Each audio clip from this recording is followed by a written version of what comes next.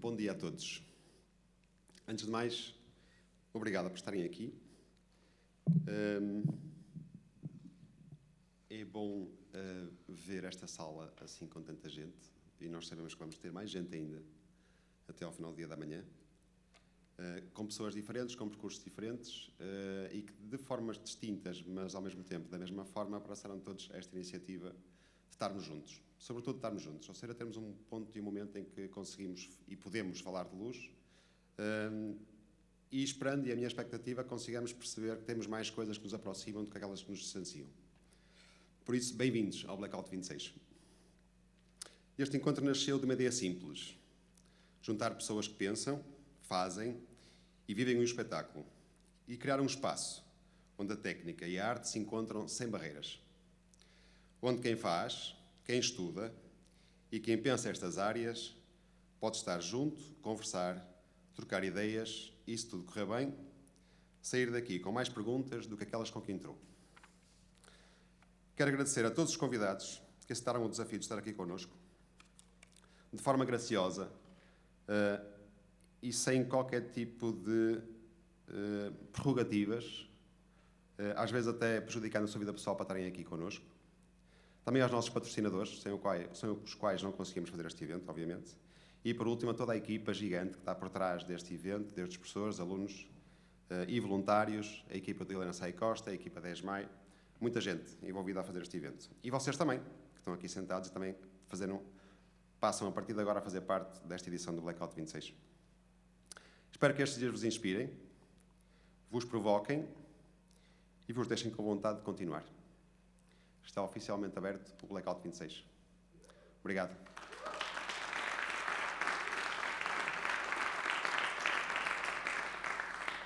Bom, como certo viram no programa, vamos iniciar o nosso Blackout com um primeiro painel para falarmos sobre luz e música, e eu chamava ao palco o João Guedes, o Pedro Leston e a Cristina Piedade para terem esta conversa comigo.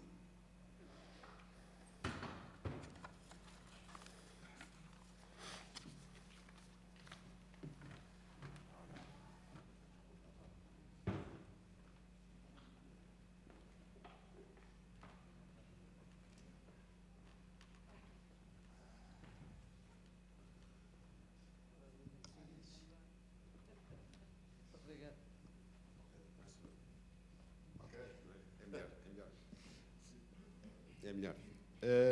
Então, primeiro lado ingrato, não é? Estamos 4 desenhadores de luz aqui sentados. Este não é o nosso palco. O nosso palco costuma ser aquele ali atrás, não é por acaso que nós escolhemos uma profissão diferente, não é? É muito estranho para todos, com certeza. Ninguém se sente, portanto, estamos todos no mesmo patamar, portanto não há problema nenhum. Só fazer uma pequena apresentação das pessoas presentes, para quem não tem a oportunidade de ver as suas biografias online. João Guedes, vou começando pela Cristina. Cristina Piedade, que é criadora de luz e de vídeo, com um percurso muito ligado às artes performativas, especialmente à dança contemporânea, e que trabalhou com alguns dos nomes mais importantes da coreografia portuguesa, como Olga Roriz, Francisco Camacho, e também teatro e ópera. Paralelamente, desenvolveu projetos na música e em grandes produções internacionais, cruzando diferentes linguagens ao longo de mais de 30 anos de trabalho. Passando para o João Guedes. O João Guedes é designer e programador de iluminação, com um percurso internacional que cruza concertos, ópera e formação. Começou nos anos 90 em turnés com grandes nomes da música espanhola, passou pelo Rivoli no Porto, onde liderou a área de iluminação e é hoje programador no Palau de las Artes, em Valência. Paralelamente, tem um trabalho consistente na formação em iluminação e colabora também com a Berkeley Valência. E, por último, Pedro Leston é um dos nomes mais experientes do desenho de luz em Portugal, especialmente ligado à música. Trabalhou com uma enorme diversidade de artistas, de Rui Veloso a Madre Deus, de Carlos do Carmo a António Zambujo, e tem também um percurso muito forte em festivais, tanto em Portugal como internacionalmente. É alguém com décadas de prática contínua em palco e em contexto real. Feitas as apresentações, eu começava esta conversa com uma pequena provocação, que é: como é que vocês descrevem hoje, e tendo em conta que temos aqui percursos com mais de 30 anos, como é que descrevem hoje a relação da luz com a música?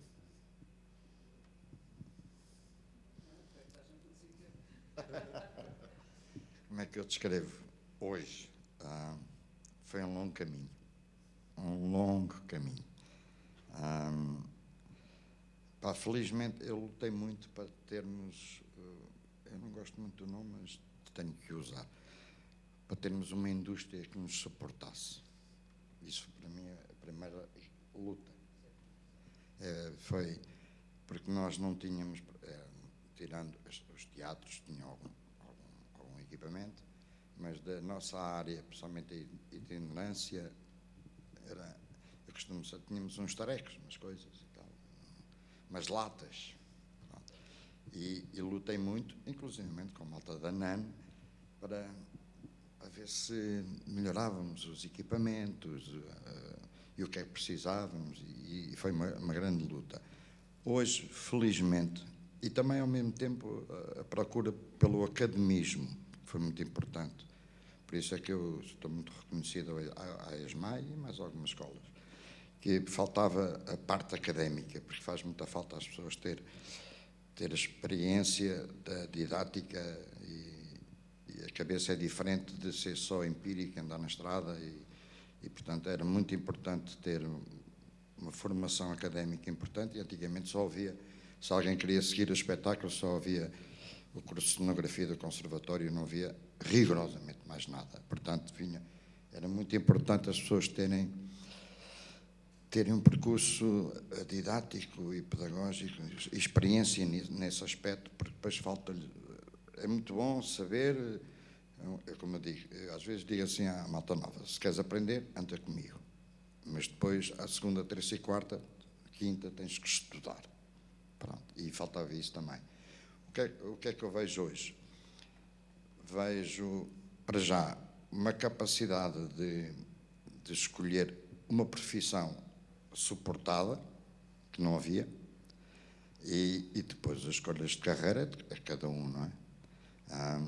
Estamos aqui somos três, eu acho que connosco passaram todos esses percursos, porque tem uma coisa que eu acho que temos os três em comum, e mais alguns que vêm depois, que é um trabalho de vocação. Porque eu costumo dizer, não fui eu que escolhi a profissão, foi a profissão que me escolheu a mim. Por várias coisas, eu comecei muito cedo, eu costumo dizer, eu comecei muito cedo que vi um espetáculo dos Gênesis, vi dois, em 75, era um garoto,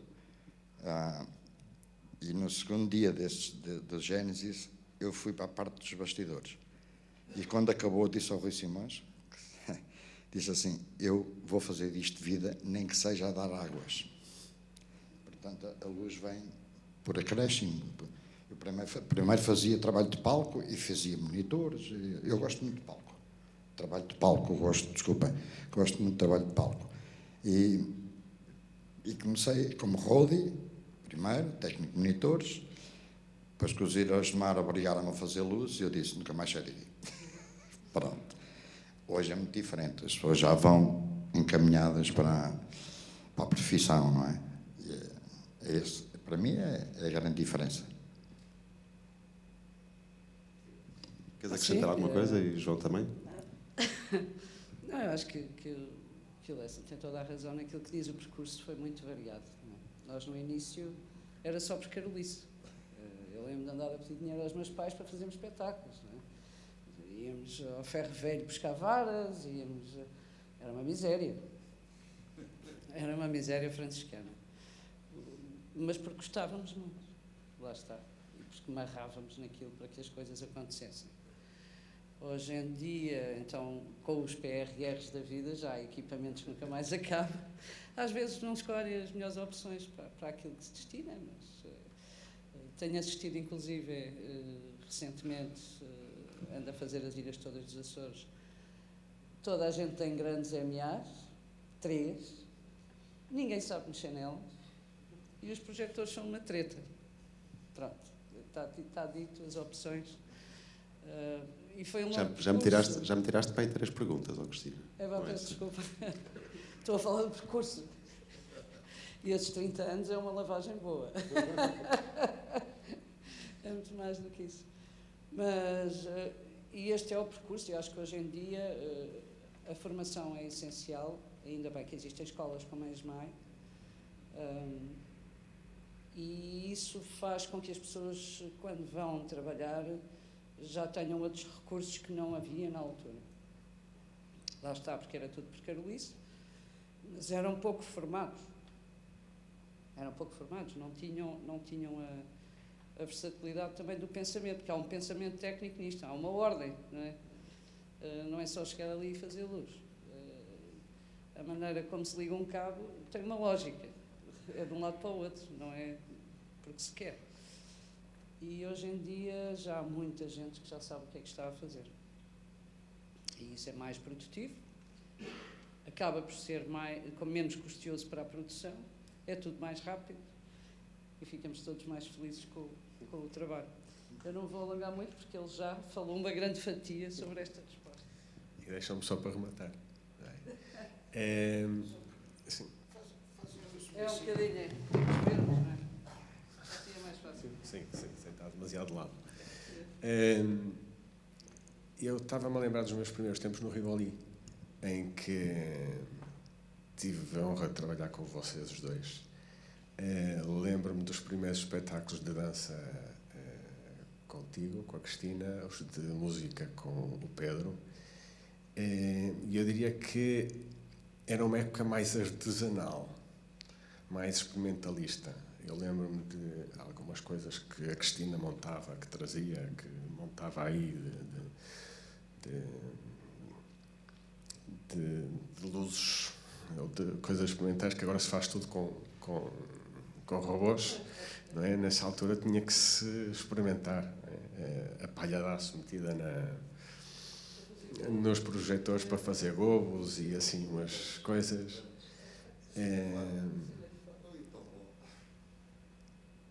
Também, como havia menos recursos, tomávamos mais tempo a olhar muito a luz.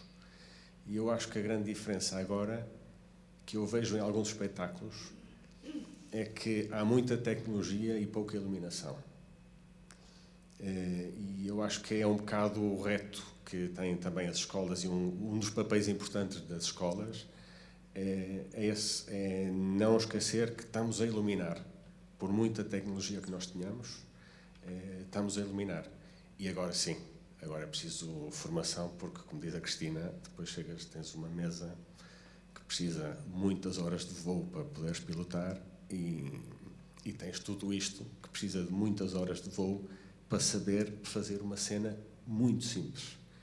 E às vezes esquecemos que a iluminação começa do escuro, não começa com tudo aceso.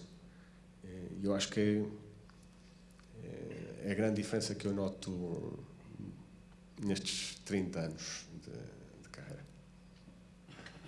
Ok, obrigado. Obrigado aos três. Eu ia aproveitar a pegar uma coisa que estás a falar, João, que é, e os guiões não servem para nada, porque depois alteramos isto, não é? Em função da conversa que vamos tendo. Mas que é exatamente isso, também tem a ver com uma conversa que eu e o Pedro estávamos a ter ontem, que é, aparentemente, não é? Se a curva de aprendizagem com as mesas é muito difícil, há tutoriais para ter mais alguma coisa hoje, não é? E os projetores já ligam, mudam de cor, mexem sozinhos, portanto, aparentemente é fácil fazer luz, não é? Ou não, hoje é mais difícil fazer luz do que antigamente, Pedro? Ou é preciso começar... É preciso começar de que maneira? Como dizia o João, primeiro é preciso saber iluminar. Porque uma coisa é dominar a tecnologia, outra coisa é saber iluminar. E às vezes a malta mais nova, com tanto tutorial, tanta máquina, tanto robô, as mesas hoje só não tiram cervejas e cafés, não é? Basicamente. Grande falha. Um dia ainda vai haver. Banana, ver PMA, ver se começa. Eu normalmente pergunto assim: é MA ou Avolite? Eu disse assim, mas tira cafés? Dá-me uma mesa qualquer. Pronto, isso. Mas a questão, como dizia o João, que é, o trabalho começa no escuro, mesmo pensando. E agora como é que eu elimino aquilo, de onde vem e para quê? Em termos de criação de guião é muito importante saber de onde vem para onde vai. Isso é preciso saber eliminar, não é agora vai vermelho, agora vai azul, agora vai pronto. Mas está-se a ver. Mas está-se a ver o quê? E qual é o sujeito? Porque, vamos lá ver, a iluminação, o iluminador tem que saber iluminar. Não vale a pena, senão estamos a fazer coisas para a pista. para a discoteca. E eu hoje vejo muito espetáculo assim. Pronto, não quero entrar pela fase crítica, que são outros caminhos, mas vejo muito espetáculo, e a mim irrita muito, em que o artista nem se vê. E as pessoas estão sempre a levar com a luz chapa, como se fosse para fazer uma pista de dança. E isso a mim irrita, custa-me, e há artistas que eu gosto muito.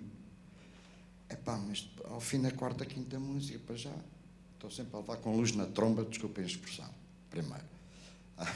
É lógico que há coisas que têm que ser, mas tem a ver com o efeito dramatúrgico. Pode ser, certo, mas não é o espetáculo constante. Eu, ao fim do quarto, quinto tema, pergunto onde é que se tira a cerveja e vou-me embora.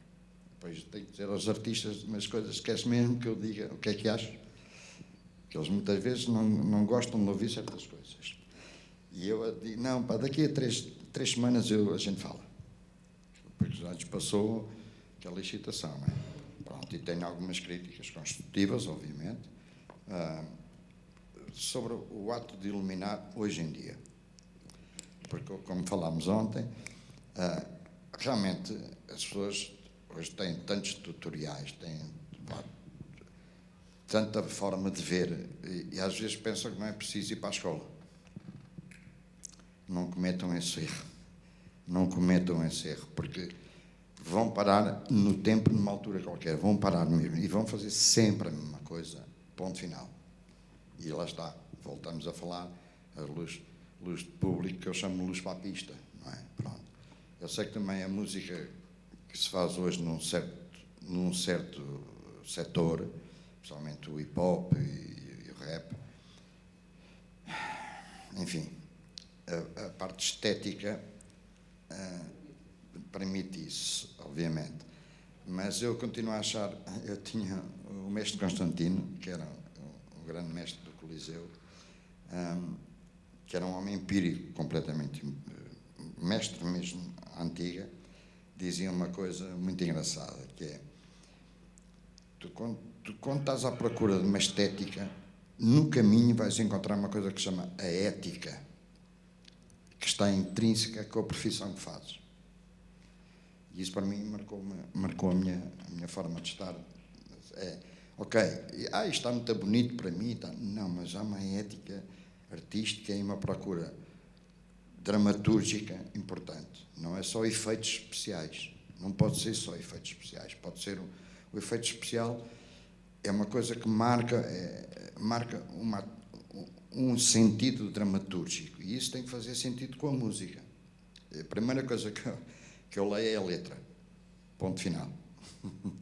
Porque, na verdade, é um bocadinho como os videoclipes antigos. Tu naqueles 3, 4, 5 minutos, tens de ter uma história para contar, que tem que ver com a letra. A música, depois, é quase para mim, é a banda sonora daquela letra. É a primeira coisa que eu leio, manda-me lá as letras. Eu nem ouço a música. E percebo logo o sentido estético e ético do artista que o artista precisa. Basicamente é isto. É assim que eu começo a trabalhar, sempre. Primeiro leio as letras e percebo. Pronto, depois há outros sentidos, que é para onde é que queres ir, o que é que pretendes, se é mais escuro, se é mais apagado, se vai mais... Pronto. Isso são outras partes mais técnicas, digamos assim. Mas primeiro procuro o que é que tu queres dizer com isto. E pronto, a música é a banda sonora dessa história, digamos assim.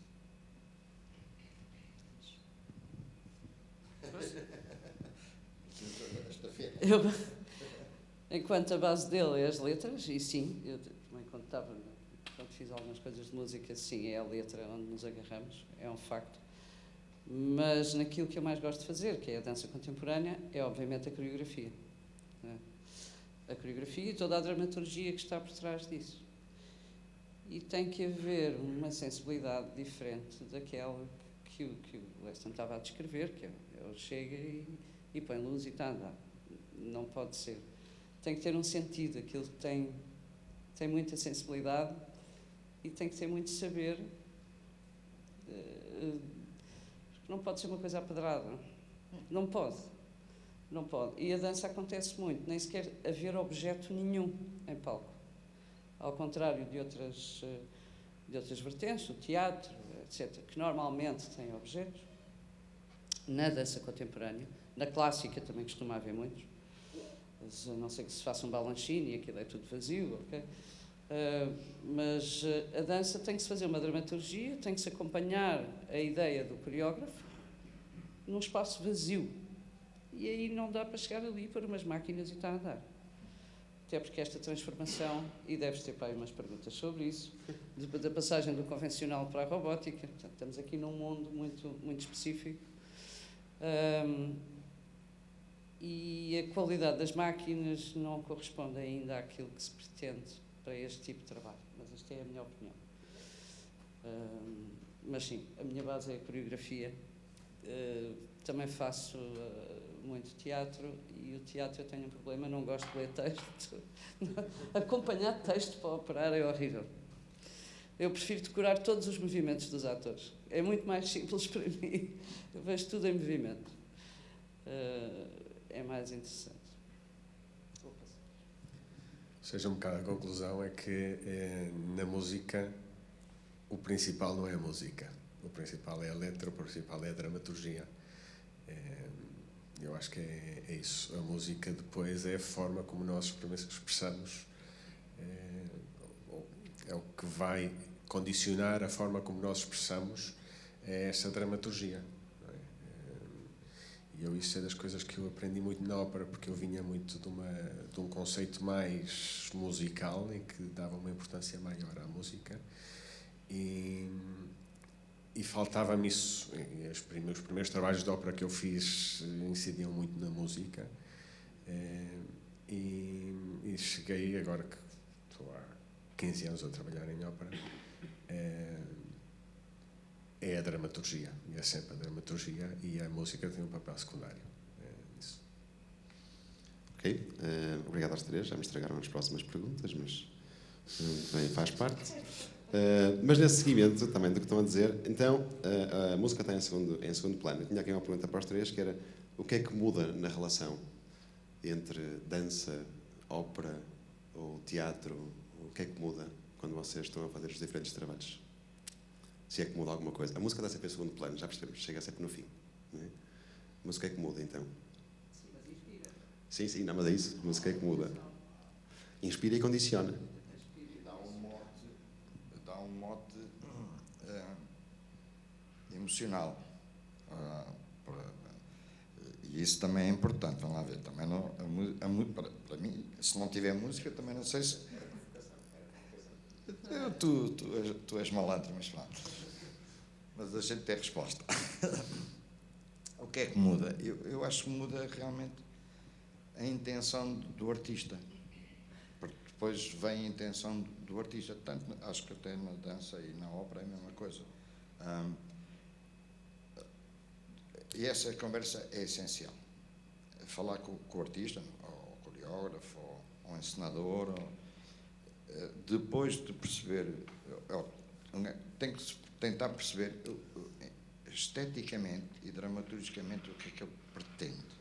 Porque muitas vezes podemos ter uma ideia e o artista dizer: pá, não, eu quero uma coisa mais escura, ou quero mais alegria, como dizia o Marco Paulo, luz, cor e alegria. Ou seja, pronto, ok.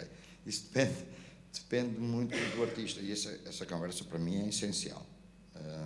Antes de fechar os projetos, e também é essencial. Porquê? Porque hoje em dia também temos ferramentas, principalmente com as visualizações e com os 3Ds e não sei o quê, que facilita muito a conversa com o artista, ou com o coreógrafo, ou com o encenador. Que é, eu nunca mais me esqueço, há muitos anos, com o Rui Veloso, o Rui Veloso andava ali um bocado preocupado e chateado, porque estávamos muita opinião, as pessoas à volta e tal, muitas opiniões, e houve uma opinião que eu não vou dizer de quem, e eu só perguntei: Rui, mas tu concordas com isto? E ele virou-se para mim e diz assim, ele ainda hoje tem nessa alcunha: velha, eu não sei, eu pago, dou de costas e nem vejo. Disse, pai, pensei assim um bocadinho, disse assim, daqui a 3 semanas falamos. E abri o setor de visualização em 3D, no ateliê. 3 semanas depois, eu fiz um videoclipe com uma visualização e mostrei-lhe. Ele virou-se para as pessoas que estavam à volta e disse, estão a ver? Eu assim vejo. O que é que... Porque eu pago e não vejo nada. Pronto, e ficou resolvido. Isso ajudou muito. O trabalho de visualização. Porque depois tu falas com o artista, ou com o coreógrafo, ou com o encenador, e ele tem uma opinião válida sobre... Porque, quer dizer, o músico, ainda por cima, o músico não tem a possibilidade de ver. O coreógrafo e o encenador têm. Mas o músico não tem. Não tem mesmo. Dizem que Rome está bem. Isso depende da opinião, não é? Em cada capoeira há 20 opiniões. Portanto, não, eu quero é que ele fique contente e depois, em palco, se sinta confortável com o ambiente, com as coisas. Na parte musical também é muito importante, a parte rítmica, toda essa parte é muito importante. Eu, às vezes, eu tenho uma opinião muito simples, principalmente para quem opera iluminação. Mais do que desenhar, quem opera iluminação, primeiro tem que ser iluminador, ponto. Mas há uma altura que é preciso aprender, no mínimo, solfejo. Não digo que sejam, que tirem cursos superiores de música, nada disso, mas, no mínimo, aprendam solfejo. Uma claquetezinha, aprender a parte rítmica, porque o que eu tenho visto muitas vezes, lá está, é a gestão de efeitos especiais. Isso não diz... Eu, quando vejo as coisas descompassadas e entradas a martelo e coisas assim, eu digo assim, mas tu bate lá palmas. E eu vejo aquilo e digo assim, ai meu Deus do céu. E faz muita falta ao operador de música ter noção musical e aprender um bocadinho de música. Não é preciso ler uma pauta, nem nada disso, mas eu, por isso é que eu digo, não digo aprender música, digo solfejo, o que se aprendia na escola preparatória e no liceu, que era o canto, chamava-se canto coral. Mas aprendiam, saímos dali a saber o sentido rítmico, o tempo das coisas. Hoje está a fazer muita falta isso, que é, já que fazes música, vai aprender um bocadinho de música, um aninho, não custa nada. E vais ver que te sentes muito mais à vontade, e já diz a bota que a perdigota. Pronto, depois posso não gostar, mas isso já são opções estéticas, não é? Mas pelo menos, saber bater 1/4 não custa muito. É o que eu digo, vai para o carro e anda com uma claquete, pum, pum, pum. E eu às vezes digo assim, vocês têm que ir a Cuba. Então, porquê? Vocês vão ver o que é um miúdo de 3, 4 anos a bater uma claque. Está no sangue. Está no sangue. Um bocado no Brasil também um bocadinho. É incrível. Já pensaste em fazer luzes? É logo. Começa tudo, não? Afastei-me da pergunta. O que é que muda na relação entre a dança, a ópera, com a música, na aproximação que vocês fazem? É o que eu digo, a música é muito inspiracional. É impossível também, independentemente da base ser coreográfica, é impossível tu afastaste da música. Ok. Não temos jeito. Nada. Sabemos como é, mas não. Inspira bastante. Tanto no desenho de luz, porque quando estás a construir o desenho de luz, depois nas cores, na intensidade, na atmosfera daquilo tudo, a música é importantíssima. Não estou a dissociar, obviamente, a música, a pôr um patamar, a coreografia aqui e a música ali. A coreografia é a base, não é, do trabalho. É a tal conversa que temos que ter com o coreógrafo, antes do projeto. Normalmente leio tudo o que eles distribuem em termos de projeto inicial. Um exemplo disso é a Olga Roriz, que é uma das pessoas que estuda bastante. É uma estudiosa dos projetos que faz, não é à toa. Porque muitos há que também que é sempre uma leveza naquilo que estão a apresentar. Tem muito pouco substrato. A Olga não, a Olga aprofunda bastante todos os temas, são coisas que estão na cabeça dela há muito tempo. Tem muita literatura para ver e a partir daí nós percebemos logo o que é que ela pretende. E a música, por exemplo, neste exemplo que eu estou a dar, que é da Olga, é essencial. A música para os trabalhos da Olga é a base do trabalho dela, praticamente. Aproveitando só o que estás a dizer, E Cristina. isso aí inverte um bocadinho o fator das coisas na parte da criação.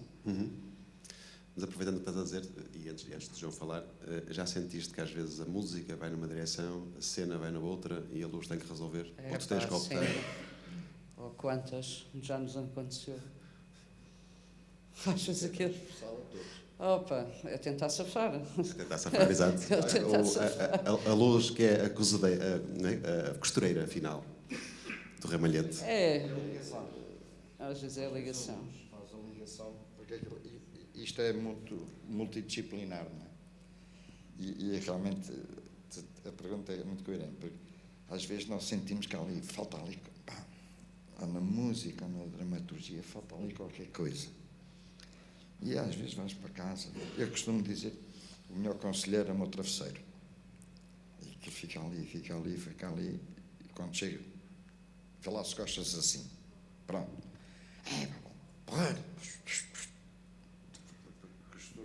Costuramos ali qualquer coisa. Lá está, é um bocadinho a costureira, concordo. Que às vezes as coisas estão assim um bocadinho separadas, não é? O texto. Às vezes não acompanha a intensidade da coisa. Exatamente. Ou a não intensidade da coisa. E nós às vezes resolvemos isso e pá, resolveste esse momento. Pronto. Ok, está feito. Também há outra particularidade nisso, que é interessante. Muitas vezes nós somos críticos daquilo que está lá.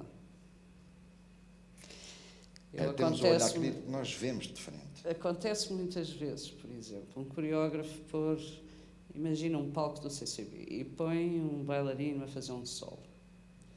E eu acho que ele é um coxo. E o coreógrafo diz, não, aqui é só um especial para ele. Porque eu vejo que não tem cabedal para encher um CCB.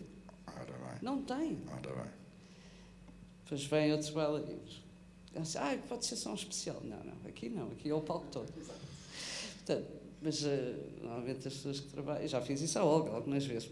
Vê logo, não gostas dele. Não tem a ver com isso. Sim, não enche não é o palco. personalizado, não é? Não tem power. Às vezes há bailarinos piores. Tem muito a ver também com a nossa capacidade, enquanto iluminadores, de proteger ou expor. Não é? E, portanto, daí, como vocês estão a dizer, muitas vezes vemos de fora, também somos os últimos a entrar. É outra pergunta que eu vou fazer a seguir, não é? Que às vezes a luz normalmente entra a meio, idealmente entra no início, mas depois cabe-nos sempre no final. No final, a bomboca é sempre para nós, não é? Somos sempre os últimos, claro. Sem luz não se vê, seja que espetáculo for, não é? E, portanto, nós, para o melhor e para o pior, vamos condicionar a maneira como o público vê, para o melhor e para o pior. E não há outra... Claro que os criativos não gostam que eu diga isto, mas não há outra realidade. Mas o final é sempre a proteção, não há como. Claro, sim. Isso aí não há como. Sem luz é rádio, costuma-se dizer. Eu tive um professor que me dizia que nós temos que aprender todas as áreas de iluminação, observar e aprender todas as técnicas de iluminação, porque às tantas vamos chegar a um dia em que aquilo que nos pede o corpo é iluminar um concerto de música como uma obra de teatro, ou iluminar uma obra de teatro com uma série de técnicas que aprendemos e que utilizamos na música, como seja vendo-se mais a luz, com fumo, com alguns efeitos. À parte disso, eu na base, eu diria que a grande diferença é que, como já dissemos, partimos de uma dramaturgia da música, e eu trabalho essencialmente em música ou com música. Depois é uma questão mais técnica, não é? Se faço um concerto de música com muito movimento, com muito ritmo, vai-me exigir a fazer muitos mais efeitos que se faço um recital de piano, que também tem que ter o seu trabalho. Não há que menosprezar absolutamente nada. tem que ficar bonito, tem que ficar bem visível, não podem ficar com as sombras nos olhos, etc, etc. Mas que é muitíssimo mais simples de fazer e que em pouco tempo se cria. É um bocadinho esta diferença depois de tudo o que disseram os colegas. Obrigado, João. Só pegando, ainda voltando um bocadinho quando é que a luz entra no processo criativo, e isto também por causa da questão da ópera, né? Porque às vezes a ópera, derivada de questões de produção, às vezes tudo o que é luz e decor já está definido ainda antes dos cantores entrarem, por questões financeiras, não é? No caso da música do Pedro, já tem a música e a letra também. No caso da dança e do teatro, às vezes a música vem depois e a luz chega no fim. Como é que é a vossa aproximação a estas realidades diferentes? A estas possibilidades diferentes? Seria imbróglios? Não queria? São processos? Dificuldades? São processos e dificuldades, né? Eu estava a lembrar que há pouco tempo tivemos uma ópera no Palau que a cenografia foi encomendada 2 anos antes da estreia, porque o sítio onde a faziam tem tal produção que ou fazes com muito tempo ou que não consegues que te façam. Nos espetáculos que eu tenho feito ultimamente acontece isso.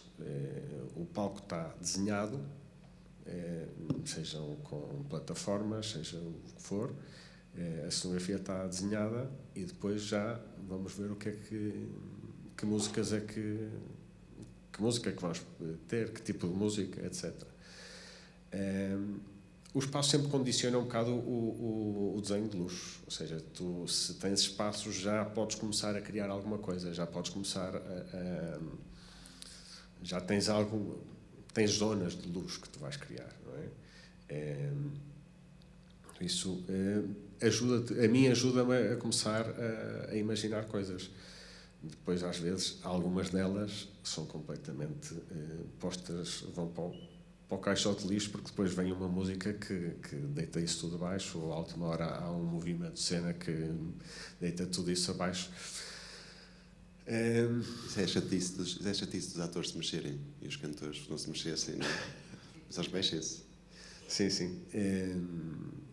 Sim, é um bocado complicado quando é assim tão afastado uma coisa da outra, que é melhor quando se nos sentamos, ok, esta ideia de cenografia, esta ideia da música, esta ideia do movimento, e vamos começando a adaptar isto, mas não é assim, o mundo real não é assim, é mais tudo por separado, é parte.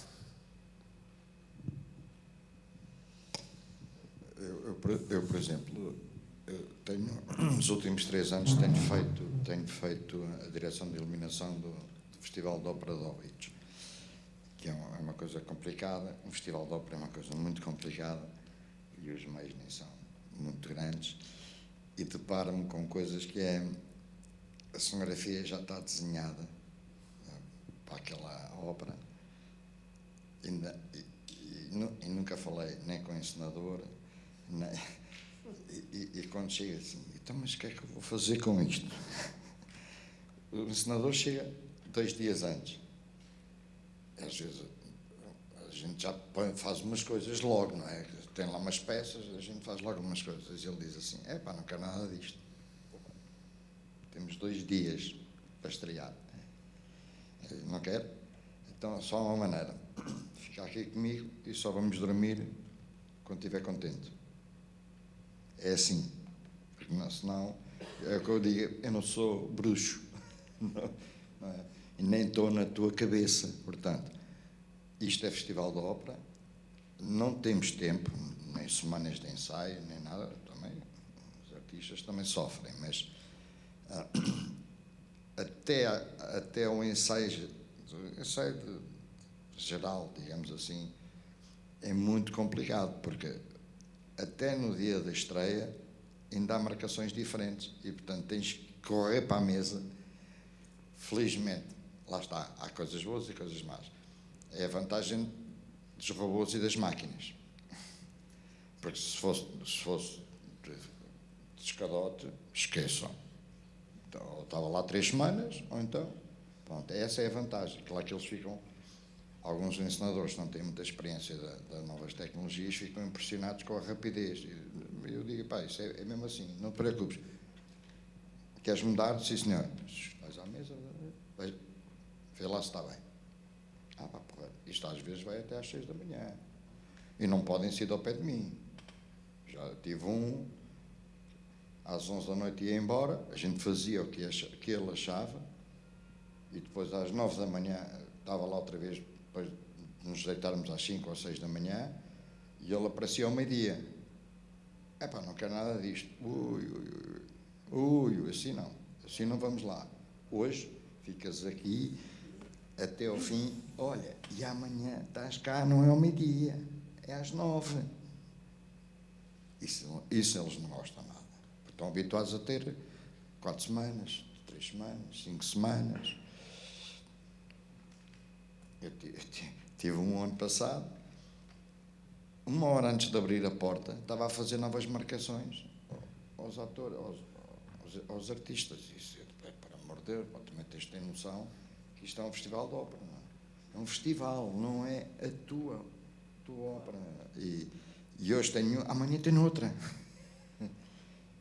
E às vezes tenho, por acaso tenho um diretor de arte lá no Festival de Ópera, que é o Nuno Blue, que faz maquetes, que é uma coisa que eu gosto muito. Eu venho da arquitetura, gosto muito, porque é palpável.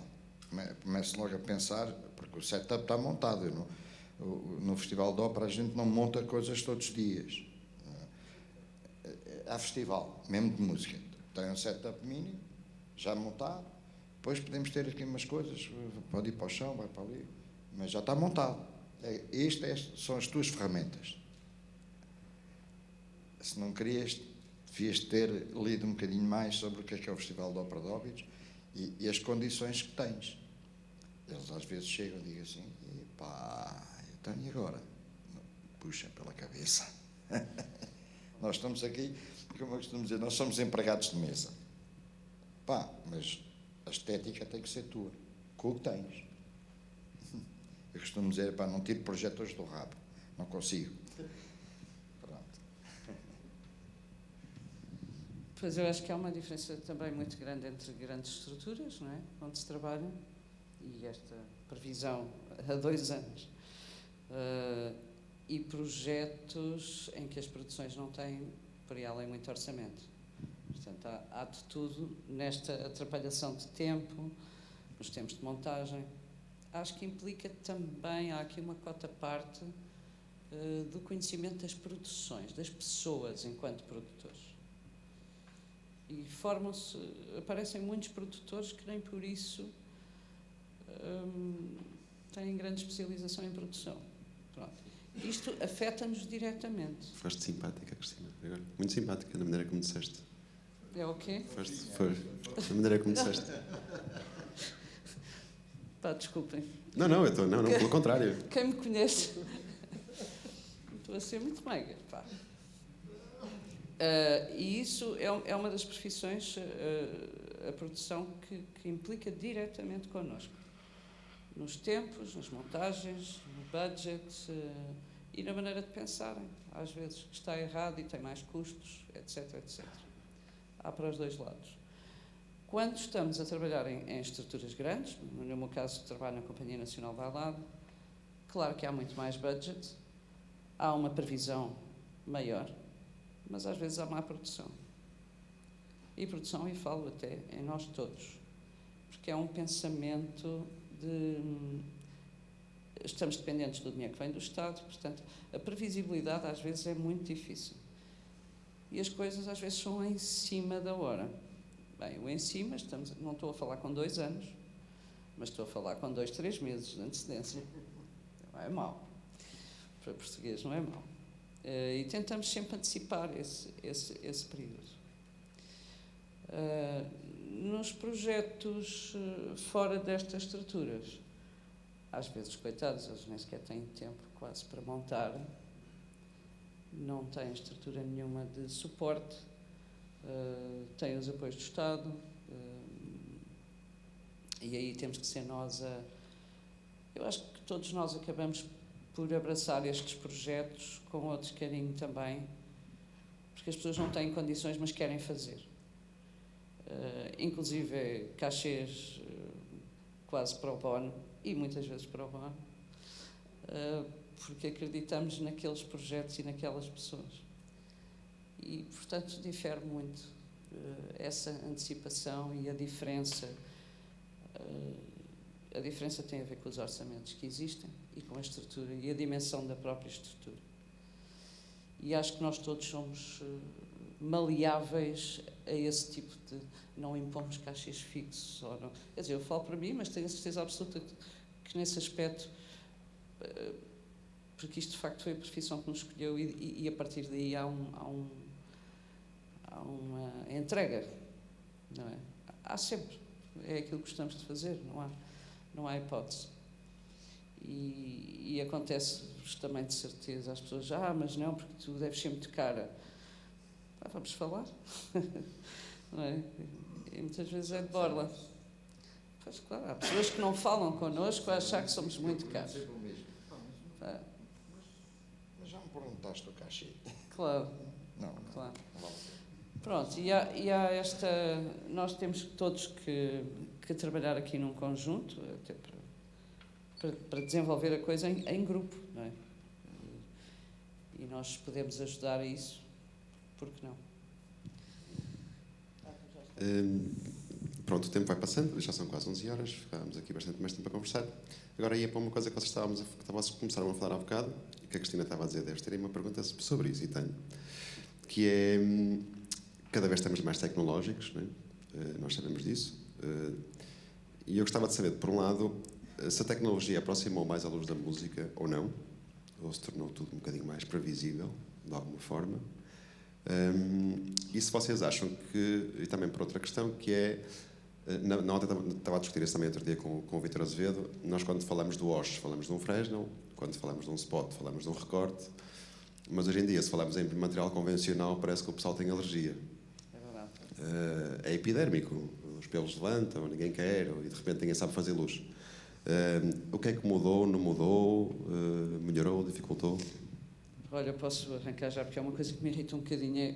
Muitas pessoas dizem, o convencional não presta. O convencional não presta porque a maioria das pessoas não sabe trabalhar com o convencional. É básico, não é? Porque nenhum tira o lugar ao outro.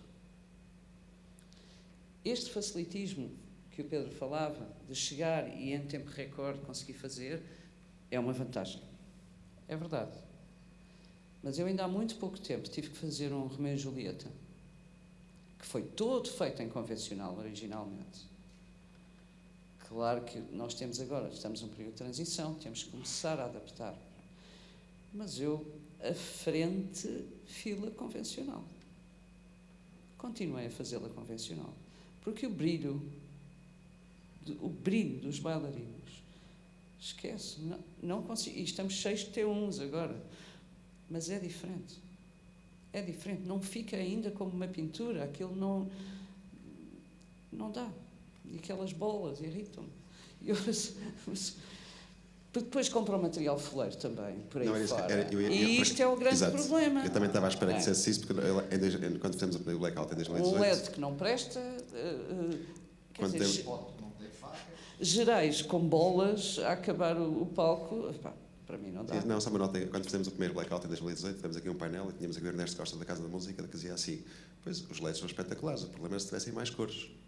Porque o vermelho de um é o vermelho em todos. Pois, não o problema não é... O catálogo dos filtros ainda não é... Não.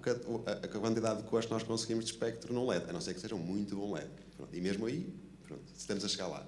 Mas a tecnologia, só para rematar, a tecnologia é espetacular. Todos nós adoramos certamente a tecnologia. Falo por mim, mas certamente por eles. Mas há limitações. Há limitações, tanto de um lado como do outro. Mas eu continuo a achar que um não tira o lugar ao outro. Eu acho, lá está. Primeiro é preciso saber eliminar, e isso só mesmo com o convencional. Isso é a primeira coisa. E depois, lá está, a questão do material. Por exemplo, um spot que seja profile, já são gigantes, isso é a primeira. Mas que tenha facas, já é um caminho. Mas há uma coisa que a mim me custa, que é a reatância. Eu gosto muito de trabalhar com tungstênio e halogénio. Ponto. Porque e estudei durante anos e anos a cor. E ainda tive umas aulas e uns workshops sobre a cromoterapia, que é muito importante, principalmente no meu trabalho em Macau e Cantão, porque para eles a cor é muito importante e o tipo de temperatura de cor é muito importante e tem toda uma simbologia e uma semiótica atrás disto tudo. E, portanto, eu tive que aprender a fazer ópera cantonense.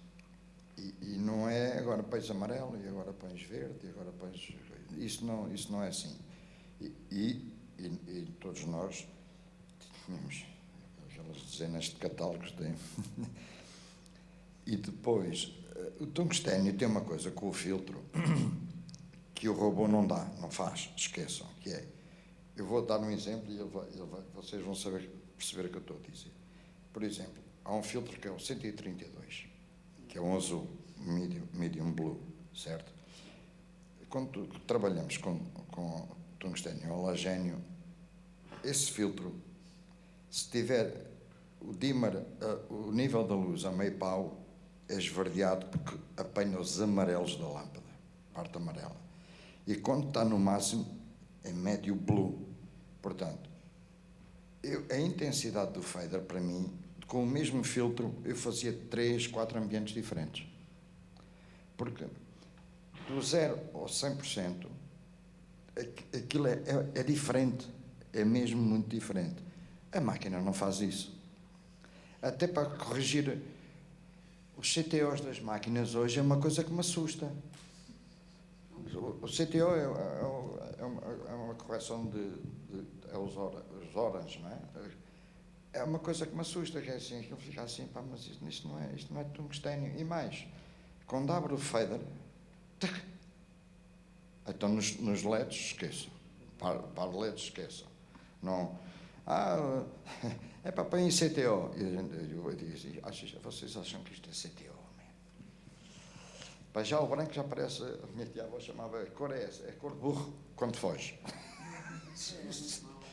É tudo muito mal. E mesmo as grandes máquinas, mas estou a falar já de monstros, também não cabem em muito sítio. Já são profanos, têm uma correçãozinha porreira. Então, para a televisão é muito complicada as temperaturas de cor, porque, como a gente vê, por exemplo, nos painéis de LEDs e não sei o quê, tu dizes, olha lá, isso é outra coisa. O controle de imagem para a televisão é uma coisa muito complicada e tem que saber adaptar-se às tecnologias. Nós agora temos algum controle, especialmente com a EMA, algum controle sobre isso. Mas eu assusto-me sempre quando vejo os ecrãs de LEDs e às vezes tenho que chamar na malta do controle, faz favor, vem aqui à frente. Eu tenho um monitor, estás a ver a cor, achas que é aquilo que está ali? Eu ainda agora, eu tinha uma equipa comigo, obviamente, o Rui Rodrigues, teve que ir várias vezes ao controle, dizer-lhe, tira não sei o quê, mas depois tem lá aquelas expressões que eu já nem quer saber. Só não é preciso alguma informação. Ui. E depois trancam os negros, aquilo com medo, trancam os negros, e hoje, o gajo diz assim, anda cá, achas que isto está negro? Olha, até mesmo com as pernas, os panos pretos. Achas que isto está negro? Pois no monitor está negro, mas isto não está negro mesmo. Portanto, ou abres diafragmas ou trabalhas, em vez de trancar e depois ficarem a ver. Tens de trabalhar, como nós, tens de trabalhar, tens de estar a trabalhar constantemente. Porque de vez em quando muda de câmara e eu vejo assim, olha, já está a dormir. O Ruizinho vai lá. Porque é muito complicado. E realmente, a tecnologia,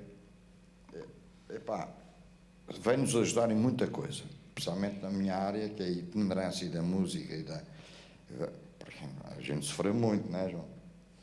Não é? Mesmo na itinerância do bailado, aquilo era projetor. Pronto, mas eu estou como a Cristina.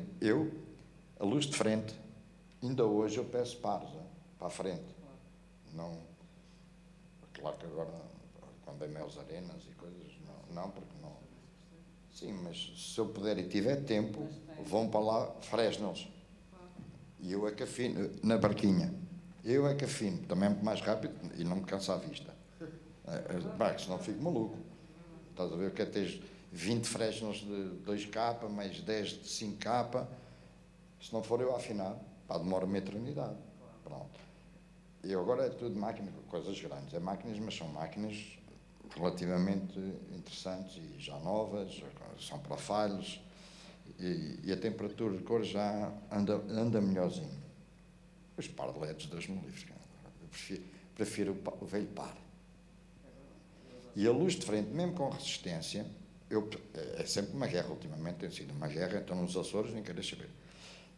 Eu peço sempre 4 varas de par de frente, CP61, que é um meio pau, não é o Very Narrow, não é o Flood. É dificuldade. Para já, quando vêm as varas, é uma lâmpada de cada nação. Ainda por cima, em paralelos, uma tem um Very Narrow, do outro lado tem um Flood.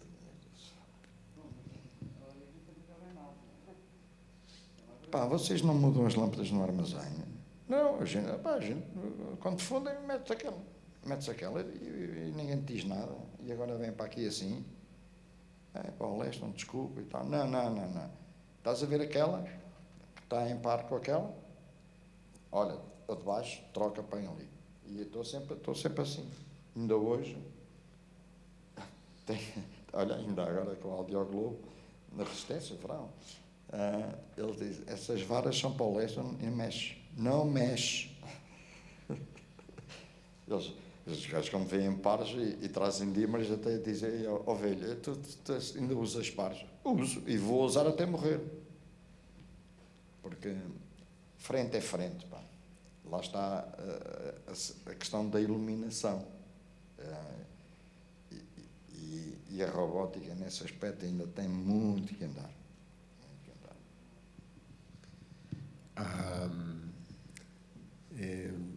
O que eles estavam a dizer, uma coisa não substitui a outra.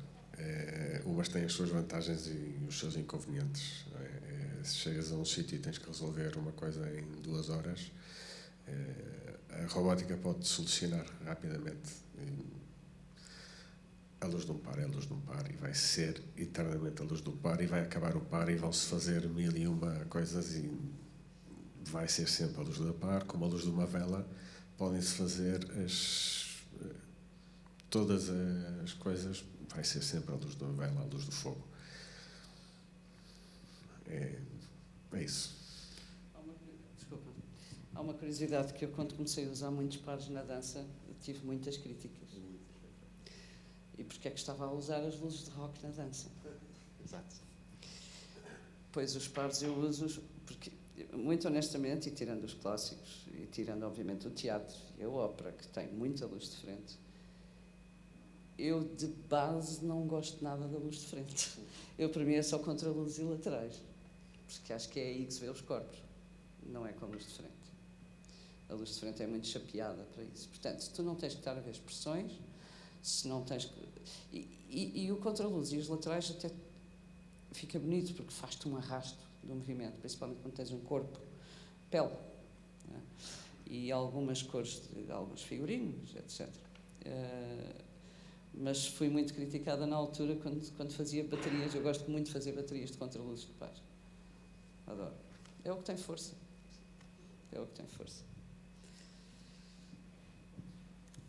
Pronto, estamos quase a acabar.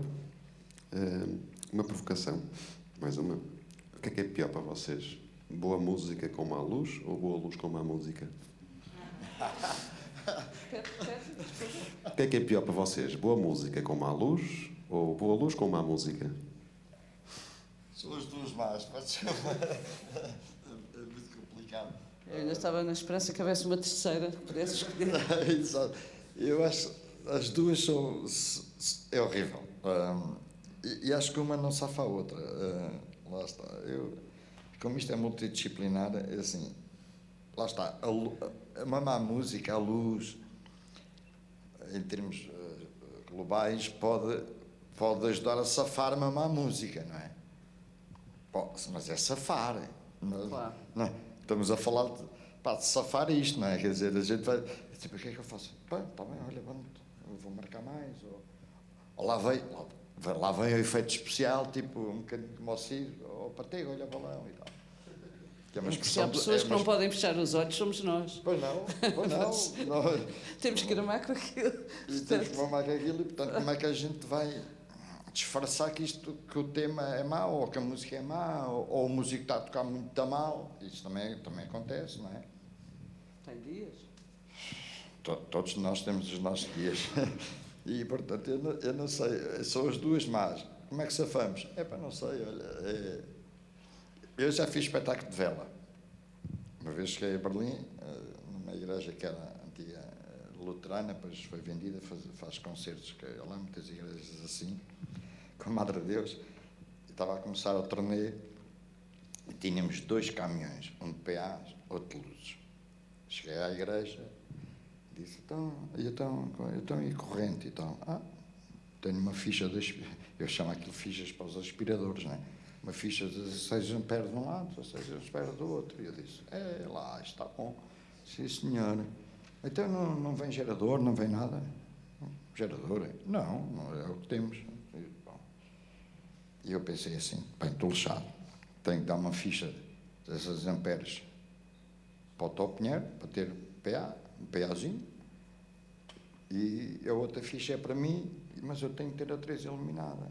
Então, está bem, vai lá buscar 2 manfrotos, 2 frejãozinhos, 650. Faz a extensão. Mas aquilo ficou assim, Deus me livre, isto não pode ser. Então agora vou fazer isto só com a Teresa Salgueiro, Deus me livre. E então fui ao altar, eu fui acólito, convém dizer, até aos 13 anos, na igreja. Aquela coisa, não é? Família católica e tal. E fui atrás do altar, aquilo como sempre tem um armário. Vi, Não sei, não faço ideia. Não, mas tem. Há aqueles altares de pedra, mas tem um armáriozinho atrás. Eu fui lá atrás e vi velas de 7 dias, sabes? São aquelas altas, grandes. E de repente olhei assim e disse lá ao produtor, disse assim, olha lá, eu posso usar estas velas? E ele disse, podes. O que é que queres fazer? Vou tirar, deixa ver. Tinha 8 velas, grandes, daquelas assim. Então pus 4 velas de um lado, 4 velas do outro, que a 3 ao meio iluminada. E disse ao Pedro Aires, na altura, disse assim, Aires, olha que isto hoje vai ser a vela. E o gajo começou a pensar que eu estava a brincar. Eu disse, não estou a brincar. Vai ser mesmo a vela. Esqueçam, não há luzes, o caminhão está carregado de luzes. Não há luzes, não há corrente, tenho 2 fichas de 16 amperes, uma para o som, outra para a luz, e a Teresa vai ficar iluminada e o resto é velas. Eu disse, está bem. Depois foi na altura que definimos que esse espetáculo passou a ter 2 partes. E eu disse, e vocês conseguem fazer uma paragenzinha a meio, ou coisa assim, para eu mudar as velas? Mesmo assim. E o Pedro Aires diz assim, espera aí um bocadinho. Lá a cabeça, aquilo não para. Então, a primeira parte era os êxitos de Madre Deus, que já vinham com 3, 4 discos, já tinham os êxitos. Então, foram 45 minutos dos êxitos de Madre Deus. Depois intervalo, o Bondo Leston apaga as velas todas, põe as velas ao contrário. Está bom. E então, depois a outra parte começava com o concertino, que fazia parte do último disco, na altura, e assim fiz, portanto. E vou-te dizer uma coisa, foi dos espetáculos mais bonitos que eu fiz na minha vida. Mas porque a música permitia. Claro. Experimenta a fazer isso com o Rui Veloso, é despedido. Não, estamos a falar de um grupo muito especial, com um repertório muito especial, confesso. E falando de Madre Deus, eu tive um problema, andei muitos anos com Madre Deus, e torneei, como eu costumo dizer, pelo mundo inteiro. E era um espetáculo com muito rigor, mesmo muito rigor. E quando voltei por causa da Expo, e tive que deixar lá outra pessoa, obviamente. E eu tive muita dificuldade em voltar a este rame-rame. A gente requer rigor no trabalho e ter uma consistência nesse rigor, estejas onde tiveres. E quando cheguei aqui, eu tive muita dificuldade em voltar a adaptar a este ramo. Hoje é assim, amanhã é assado, e depois tu tens um guião criado para uma coisa, e depois chegas aos sítios e dizes, então, mas agora como é que eu faço isto? E estás sempre a reinventar o alinhamento de outra forma. Isto para mim foi um ano entrar na real outra vez, tipo, bom, está bem, olha, manda-te para cima da mesa a tempo, e logo se vê. Que é o costume, tem que ser a tempo. Queres acrescentar alguma coisa, Cristina? João? Não. Da minha provocaçãozinha. Acho que as duas opções que tens aí são muito más. Acho que não safa nada. É o safar. O que nós fazemos é o safar. Porque, de facto, safar, tenho sempre a sensação que fazemos um mau trabalho. As pessoas adoram, mas nós não. Porque acho que os maiores críticos somos nós próprios, não é? E sabemos que ali não está bem. Aquilo não está bem. Por mais que o coreógrafo, ou o ator, ou o encenador, ou whatever, goste, e que a maior parte das vezes nem sequer tenha noção do que é que ali está. Porque também há muitos que nem sequer percebem nada do que é que ali está. Não veem nada. Eu não estou a dizer isto por mal. Há um encenador conhecido, o Ricardo Neves, por exemplo, que eu muito gosto. Ele é um bocado doido, mas pronto. E houve um espetáculo em que eu no final, que era o Pantagruel, eu no final metia aquilo tudo a vermelho, porque era a Sandra Faleira comer. Não é? E então eu pus aquilo tudo a vermelho no final, acabava, fechava e perguntei ao Ricardo, viste o final? Funciona para ti? Final? Mas qual final? Aquele vermelho todo. Mas tinhas luz vermelha em algum lado. Portanto, isto acontece muito.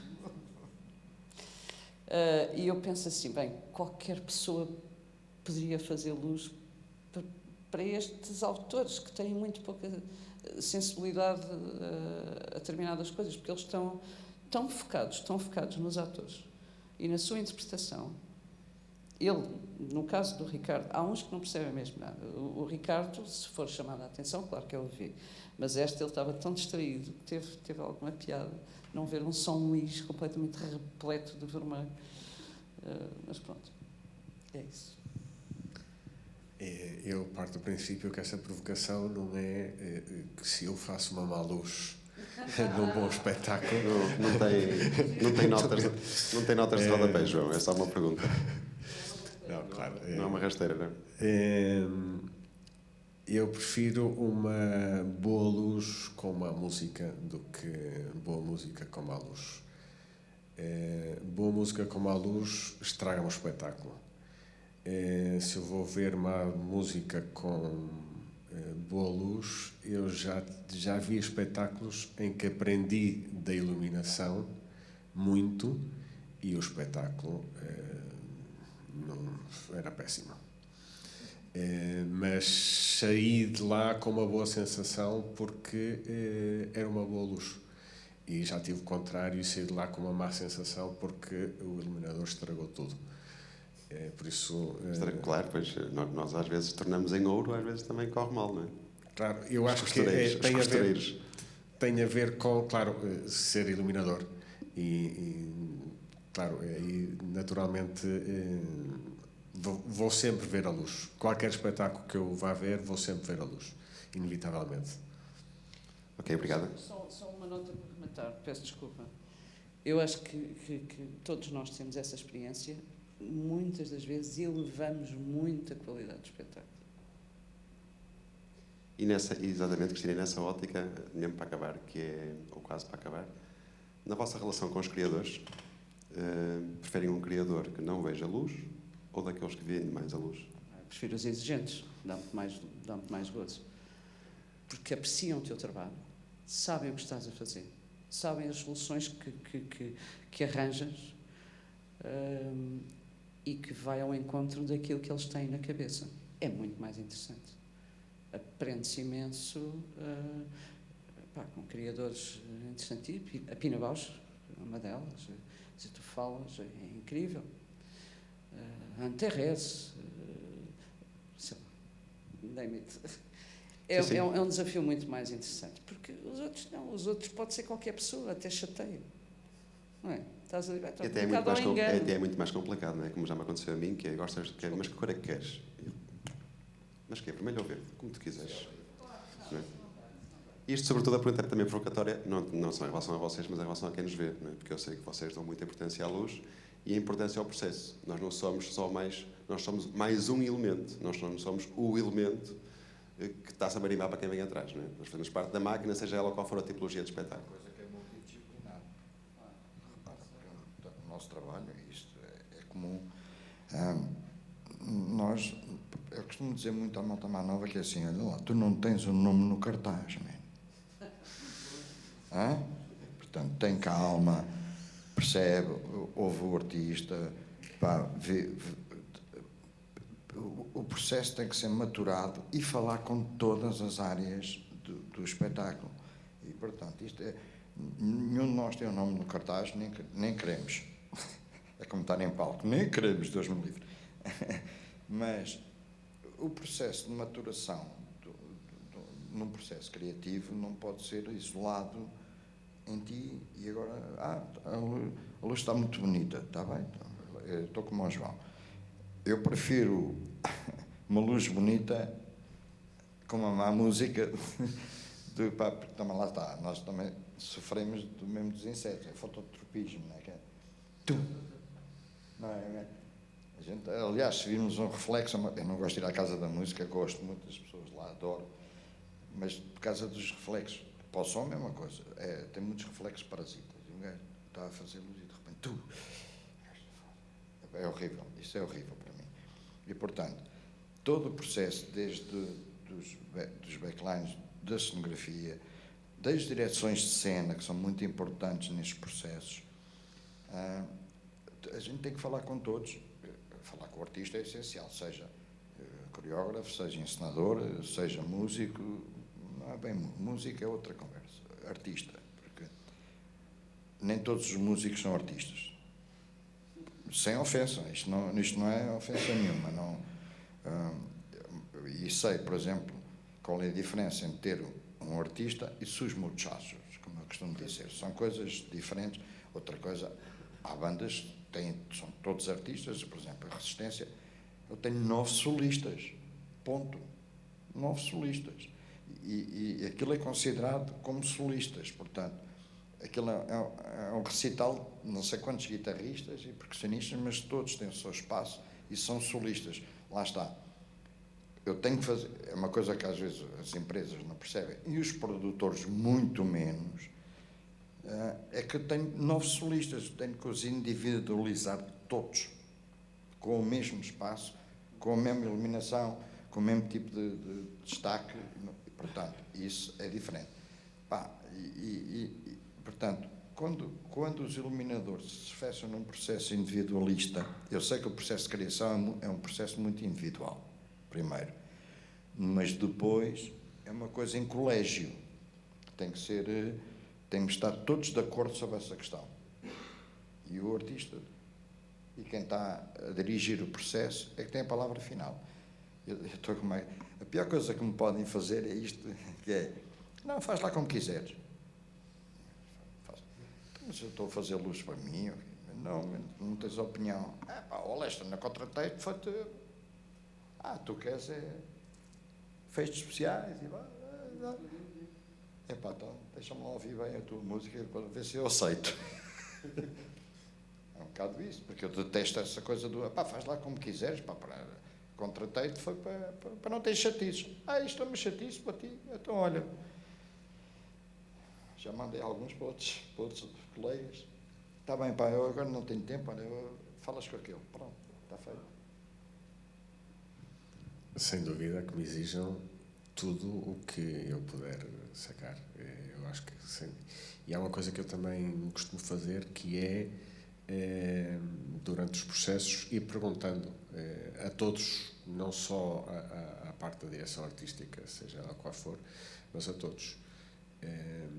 E respondo, inclusive, aos músicos, a tudo. Quando me pedem qualquer coisa, eu tento dar sempre tudo, porque às vezes complica-me a vida, mas isso é um reto mais para eu conseguir sacar daí alguma coisa e aprender, porque ao fim e ao cabo estamos sempre a aprender nisto.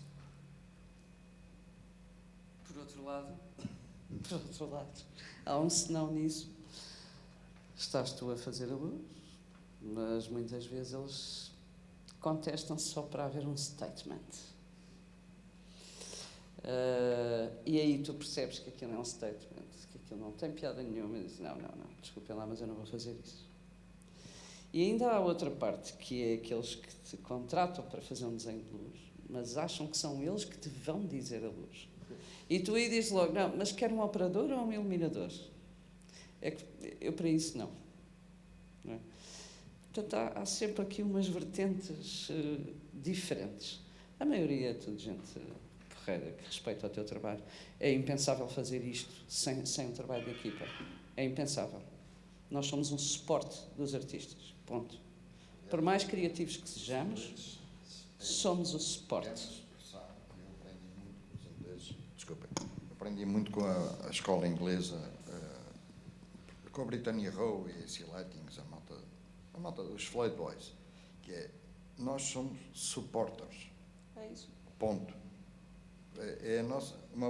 A base da nossa profissão é ser suporte ao processo criativo. E isso define muita coisa, não é? E aliás,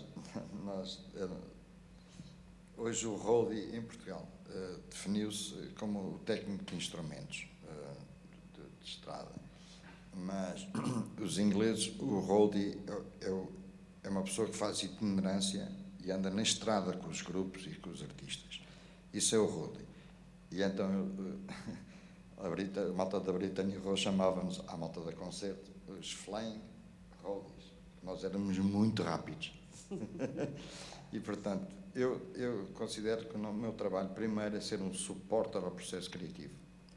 E lá está, como é multidisciplinar, eu tenho que falar com toda a gente. Por exemplo, na estrada e os palcos em Portugal, ainda é uma coisa que vão ter que crescer muito. Ainda por cima, a moda dos orbitais, que é uma coisa horrorosa, que só em Portugal. Tu vais para Badajoz, os orbitais, é só para orquestras e esqueçam. Esta moda dos orbitais tira-nos muita capacidade criativa. Eu não faço um desenho de luz para a estrada, obviamente, sem falar com os roadies. Com a malta de cena que anda sempre a entrar, a sair, entrar e sair. Eu não ponho uma luz, por exemplo, de lado, se vai incomodar o técnico de instrumentos. Não ponho, ponto final. De cima, se os palcos são pequenos, então esqueçam. Muitas vezes eu desenho os projetos para palcos com 16 de boca, 14 de fundo, chego lá e o palco tem 10 por 8. E eles põem a carrada de projetores de lado e eu digo assim, olha, antes do almoço, isto tudo, tira. Isto tudo, tira. Pá, porque lá está, eu não vou fazer luzes para mim. Não é só isso, é que depois a imagem visual também tem que respirar. Claro. Independentemente do trabalho, fica atulhado. depois há uma qualidade que tu queres exigir também ao fica trabalho. Fica um pastel que aquilo não se vê. Não é? A mim preocupa-me muito, e conheço, e gosto muito do trabalho de palco, preocupa-me muito, a coisa que eu não estou ali para incomodar ninguém. Eu procuro ser sempre a solução, nunca o problema, não é? Pronto, eu conheço colegas, até alguns mais teimosinhos que outros, mas enfim. Tem que ter. Claro, o que é que acontece? A meio de espetáculo estão os pares todos deitados, já levaram 3 pontapés.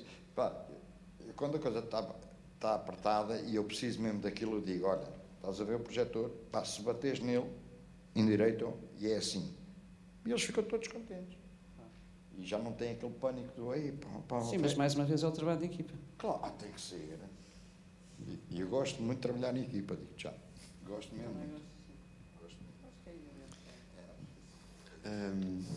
pronto, vamos ter que terminar. Já não vou dar espaço ao público para vos fazer perguntas, portanto espero que vocês se cruzem com eles nestes 2 dias e aproveitem para conversar, porque às vezes mais do que nestas conversas, são as conversas de corredor e de cafés que valem muito mais a pena. E eu vos só pedir, agradecer aos 3, obviamente, a conversa de terem estado aqui comigo, connosco.